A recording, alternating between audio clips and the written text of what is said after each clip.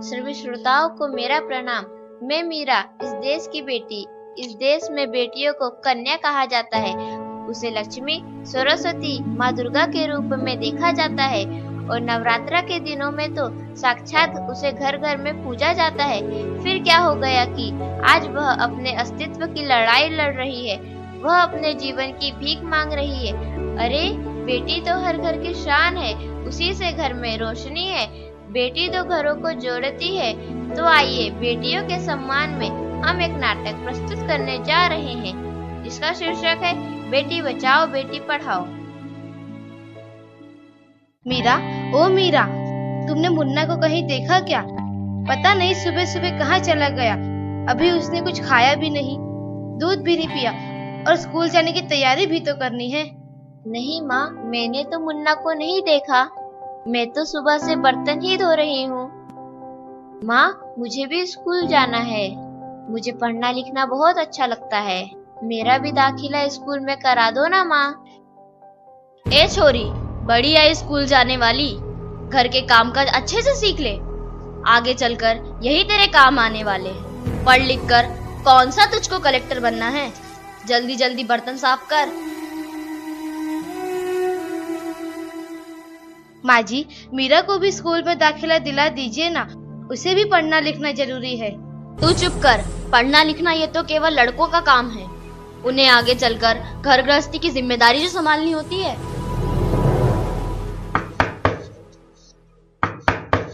अरे, क्या हो रहा है?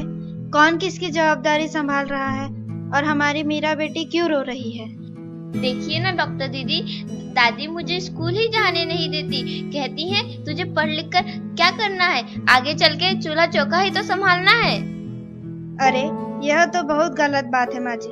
क्या आपको नहीं लगता कि हम बेटियां भी पढ़ लिख कर आगे बढ़े? आज समाज बहुत आगे बढ़ गया है माँ जी। आप किस दुनिया की बात कर रही हैं? हम 21वीं सदी में जी रहे हैं। मैं आज ही टीचर दीदी से बात कर मीरा का दाखिला स्कूल में कराती हूँ। और हाँ, मैं तो यहाँ इसीलिए आई थी कि मुन्ना को पोलियो ड्रॉप दिया कि नहीं। जगह जगह इसके कैंप लगे हैं। अच्छा हुआ बहन जी आप आ गए। अब मुन्ना को पोलियो ड्रॉप भी दे देंगे और मैं इसे स्कूल भी पहुंचा दूंगी। अच्छा मीरा, अब तुम रोना नहीं। तुम जरूर स्कूल जाओगी और एक दिन पढ़ लिख कर मेरी तरह बहुत अच्छी डॉक्टर बनोगी। ठीक है बेटा?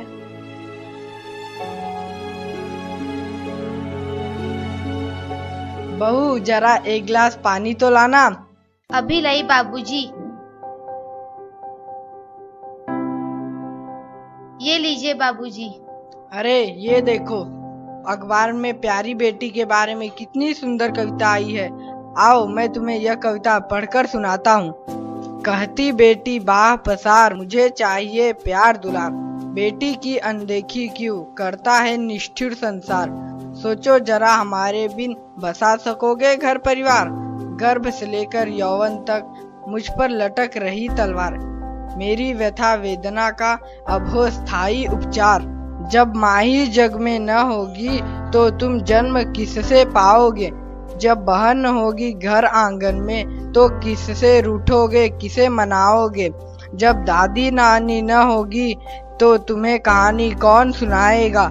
जब कोई स्वप्न सुंदरी ही न होगी तो तुम किससे ब्याह रचाओगे। जब घर में बेटी ही न होगी तो तुम किस पर लाड लुटाओगे। जिस दुनिया में स्त्री ही न होगी उस दुनिया में कैसे रह पाओगे।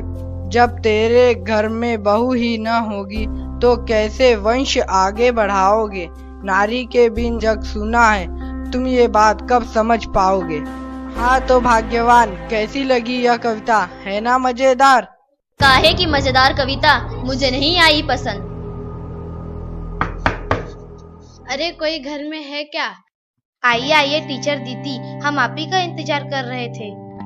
हाँ, जरा मैं कुछ दिनों के लिए बाहर चली गई थी, इसलिए यहाँ नहीं आ पाई। डॉक्टर बहन जी कह रही थी आपने मीरा का अभी तक दाखिला नहीं कराया। ये तो बहुत होनहार छात्रा है, हमेशा अच्छे अंक लेके उत्तीर्ण होती है। हाँ, मैं भी तो यही चाहती हूँ कि मीरा स्कूल जाए, खूब पढ़े, और मेरी यहाँ सुनता कौन है। हाँ हाँ, खूब पढ़ाओ लड़की को और बाहर भेजो। जब कुछ गलत सलत हो जाएगा ना तो मुंह छुपाने की भी जगह नहीं मिलेगी। अरे माँ जी, आप कहाँ की बात कहाँ लेकर बैठ गई। मीरा को 10वीं तक तो पढ़ाई पूरी कर लेने दीजिए, आगे की पढ़ाई के बारे में बाद में सोचेंगे। हाँ टीचर दीदी, हम मीरा को अवश्य स्कूल भेजेंगे। मैं उसे मेरे जैसा अनपढ़ नहीं रहने दूंगी, उसे खूब पढ़ाऊंगी। कल मीरा को तैयार रखना, मैं उसे लेने आऊंगी। क्यों दादाजी, सही कहा ना मैंने? हाँ हाँ बेटा, बिल्कुल सही कहा। मैं तो कब से कह रहा हूँ कि मीरा को भी स्कूल जाने दो। प्रणाम दादाजी। प्रणाम बेटा।